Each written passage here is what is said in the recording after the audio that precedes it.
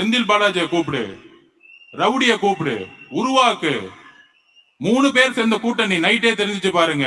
செந்தில் பாலாஜி வேலையை செஞ்ச உடனே மகேஷ் பொய்யாமொழி ஓடி வந்தாரு. மகேஷ் பொய்யாமொழி ஓடி வந்த உடனே காலையில உதயநிதி வந்துட்டாரு. ஏன்? இதுதான் நம்ம பிரச்சாரத்தை முடக்கக்கூடிய மிகப்பெரிய ஆயுதமா அவங்க கையில் எடுத்தாங்க. அந்த பிரச்சாரம் இன்னொரு 32 மாவட்டம் நடந்திருந்தா எவ்வளவு பெரிய எழுச்சிகள். ஆனால் அவங்க பண்ணது பெரிய தப்பு என்ன தெரியுமா? தலைவரை டச் பண்ணிட்டாங்க. அந்த கரூர் மக்கள் ஒருத்தர் கூட தலைவரை ஒரு இடத்துல கூட மனசு திட்டல. இதுதான் தமிழக மக்களுடைய உணர்ச்சி. உதயநிதி அவர்களே, மகேஷ் பொய்யாமொழி அவர்களே, செந்தில் பாலாஜி அவர்களே, உங்களுடைய 3 பேர் கூட்டணியோடைய சூழ்ச்சி கரூர் மக்களே தூக்கி எறிஞ்சாங்க 30 நாள்ல. அது மிகப்பெரிய பேரன்பா தமிழக மக்கத்துல மாறியது.